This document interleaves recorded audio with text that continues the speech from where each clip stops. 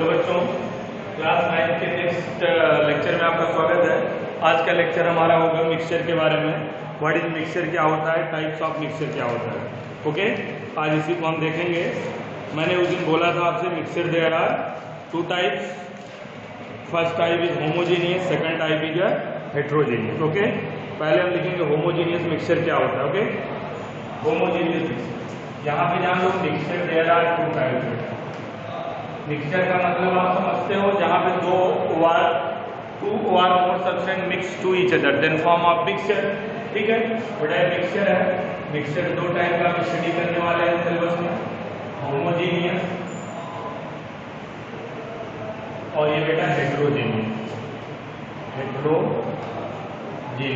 ठीक है, ये जो मिक्सचर है बेटा इसको हम सॉल्यूशन भी बोलते हैं। इसको आप कह सकते हो हेट्रोजीनियस सॉल्यूशन भी कहते हैं। क्या कर सकते हो, सॉल्यूशन बोल सकते हो, इसको होमोजेनियस सॉल्यूशन भी बोल सकते हो। इसी मिक्सचर को एक क्या नाम देते हैं बेटा, सॉल्यूशन। हेट्रोजीनियस सॉल्यूशन दो टाइप का होता है, कोलाइडल और सस्पेंशन। मैंने ये लाइव क्लास में पूरी की पूरी बात आपको बता दी है। ठीक है, यहाँ मैं आपको दिखा देता हूँ। और होमोजीनियस मिक्सचर एक टाइप का होता है, जिसे बोलेंगे ट्रू सॉल्यूशन। क्या बोलेंगे, ट्रू सॉल्यूशन को हम बोलते हैं होमोजीनियस मिक्सचर। ओके, यहाँ पे हम क्लियरिटी करेंगे होमोजीनियस मिक्सचर क्या होता है और हेट्रोजीनियस मिक्सचर क्या होता है। पहले होमोजीनियस मिक्सचर जाने क्या होता है, चेक करिए। तो यहाँ देख लेते हैं होमोजीनियस मिक्सचर क्या होता है। Homogeneous mixture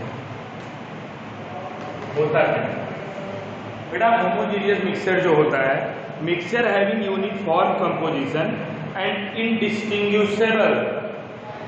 indistinguishable constituent are called homogeneous mixture. ठीक है, देख लेते हैं बेटा ये क्या है। Mixture having uniform composition, mixture having uniform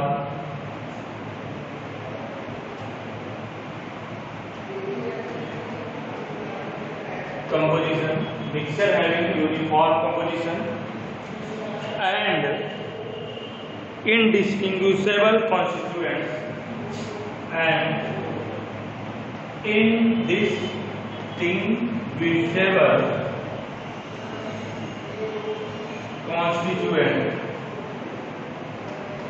indistinguishable constituents are called homogeneous, are called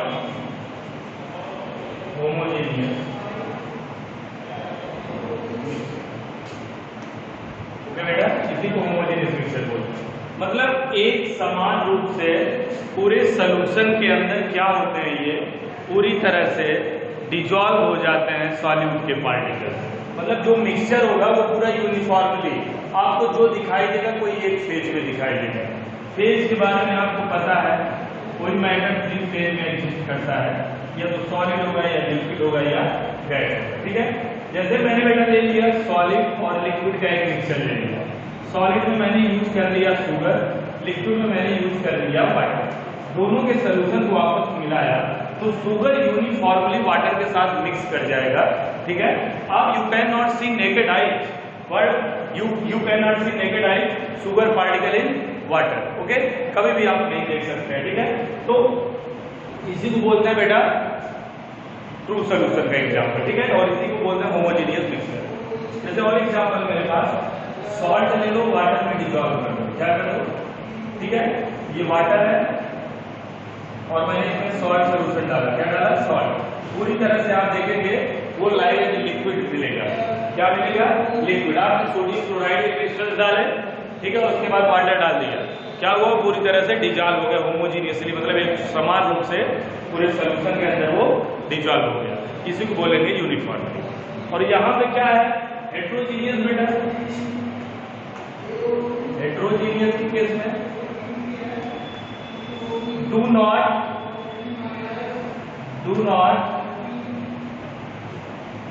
ये हो जाएगा हैविंग यूनिफॉर्मली कंपोजिशन, और ये मिक्सचर में do not having uniformly composition. Do dissolving uniformly composite, ठीक है। इसमें क्या होते हैं, जो पार्टिकल्स हम लेते हैं मिक्सचर, उनको हम नेकेड आई से देख सकते हैं, ठीक है। और वो सॉल्वेंट के अंदर मतलब जो हम ले रहे हैं डिजॉल्व करने के लिए, मिक्सचर आपस में मिक्स नहीं होते और उसमें मोर देन 2 फेजेस होते हैं। मोर देन आपको सॉलिड एंड लिक्विड का फेज दिखाई देगा, लिक्विड और गैस का फेज दिखाई देगा, ठीक है। लेकिन कभी भी उसमें क्या होगा, वो डिजॉल्व नहीं होता है, ठीक है। ये हेट्रोजीनियस है और इसे आप डिस्टिंग्विशेबल कर सकते हैं, ठीक है। डिस्टिंग्विशेबल मतलब क्या है, अलग अलग करना।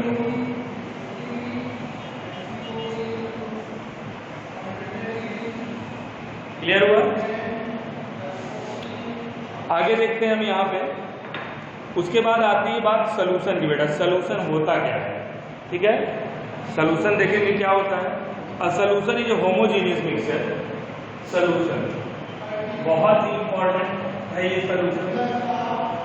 मैंने बोल दिया सॉल्यूशन जो है यहाँ पे होमोजेनियस मिक्सचर की बात कर रहा हूँ, homogeneous mixture.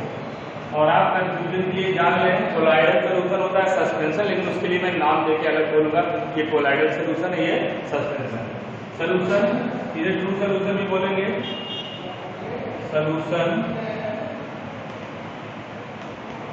Is a homogeneous mixture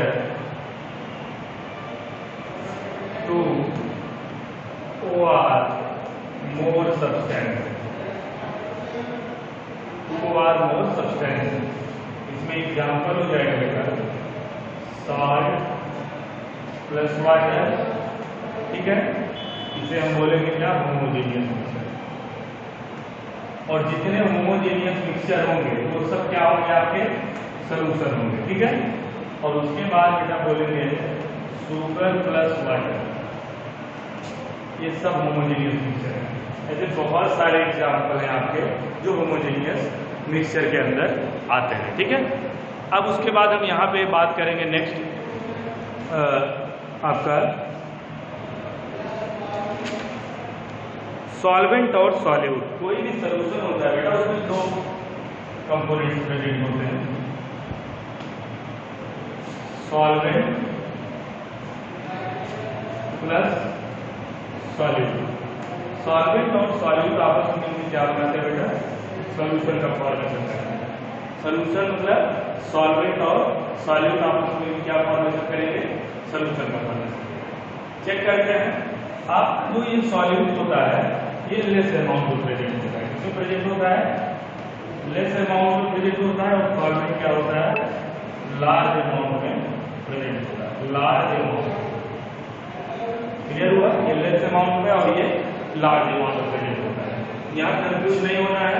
salt और वाटर के सॉल्यूशन में आपका वाटर क्या है, सॉल्वेंट है, और सॉल्ट क्या है आपका, सॉल्यूट। क्लियर है। शुगर और वाटर में क्या है, जो चीज आप डिजॉल्व कर रहे हो उसे बोलेंगे हम सॉल्यूट, और जिसमें डिजॉल्व कर रहे हो उसे बोलेंगे सॉल्ट। क्लियर है। हमें उम्मीद है कि आपको ये बात समझ में आ रही होगी एक एक करके। और ये पूरा मैंने इसका वीडियो बनाया है, ठीक है। तो आगे बात करते हैं इसमें हम, ठीक है। बात करेंगे यहाँ पे कंसंट्रेशन ऑफ सॉल्यूशन के बारे में। कंसंट्रेशन ऑफ सॉल्यूशन के बारे में बात करेंगे, ठीक है। कंसंट्रेशन ऑफ सॉल्यूशन बहुत ही इंपॉर्टेंट है। कंसंट्रेशन ऑफ सॉल्यूशन बेटा जैसे क्या होता है, अगर सॉल्यूट बेटा अगर ग्रेटर है सॉल्वेंट, एक जनरल बात जानिए, किसी सॉल्यूशन के अंदर बेटा सॉल्यूट के कंसंट्रेशन ग्रेटर है सॉल्वेंट, उसे बोलेंगे बेटा कंसंट्रेशन, कंसंट्रेट सॉल्यूशन। और सेकंड केस होगा बेटा सॉल्यूट लेस हो जाए सॉल्वेंट, उसे बोलेंगे हम डाइल्यूट सॉल्यूशन। क्या बोलेंगे बेटा, डाइल्यूट सॉल्यूशन। मतलब ऐसे कह सकते हो बेटा चीनी कम पानी ज्यादा, चीनी कम पानी ज्यादा, डाइल्यूट, और पानी कम चीनी ज्यादा। मतलब एक ये डायल्यूट और कंसंट्रेशन का एक फर्क है, ठीक है, डायल्यूट और कंसंट्रेट सोल्यूशन का फर्क है। तो हम कंसंट्रेशन ऑफ सोल्यूशन यहाँ देखने की कोशिश करेंगे। किसी भी सोल्यूशन कंसंट्रेशन को हम कई फॉर्मूले से निकाल सकते हैं, लेकिन यहाँ पे ये अमाउंट ऑफ सॉल्यूट किसी भी सोल्यूशन में कितना प्रेजेंट है उसी पे डिपेंड करता है concentration of solution, only amount of solute. पहले चेक करेंगे मास परसेंटेज, कैसे निकालेंगे मास परसेंटेज, मास परसेंटेज, मास पर सेंटेज, बेटा मास परसेंटेज, मास परसेंटेज बेटा वेट अपान वेट, वेट अपान वेट, मतलब इसका मतलब बेटा 100 ग्राम सोल्यूशन के अंदर कितने सॉल्यूट, कितने ग्राम सॉल्यूट डिसॉल्व है उसी को बोलेंगे हम क्या, मास परसेंटेज या वेट बाई वेट। तो मास परसेंटेज फॉर्मूला लिखो बेटा, मास परसेंटेज क्या हो जाएगा, mass percentage formula mass of solute into 100, देखते हैं पूरा, मास of solute upon mass of solution multiply by 100, मास बढ़ेगा मास of solute upon mass of solution multiply by 100, clear हुआ। इसे आप इजीली कर सकते हो। और मास ऑफ सॉल्यूशन क्या होता है आपको पता है, अगर सॉल्यूशन का मास निकालना हो, मास ऑफ सॉल्यूशन एक जनरल बात जान लो, mass of solute, mass of solute upon mass of solvent. क्योंकि किसी सॉल्यूशन के अंदर सॉल्यूट का जो मास होता है अगर उसे सॉल्यूशन के मास से प्लस कर दें, सॉल्यूट का मास सॉल्वेंट के मास से प्लस कर दें तो वो हो जाएगा मास ऑफ सॉल्यूशन। यही फॉर्मूला है। ये एनसीईआरटी बुक में आपके क्वेश्चन है, इसको करते हैं, बड़ा अच्छा क्वेश्चन है।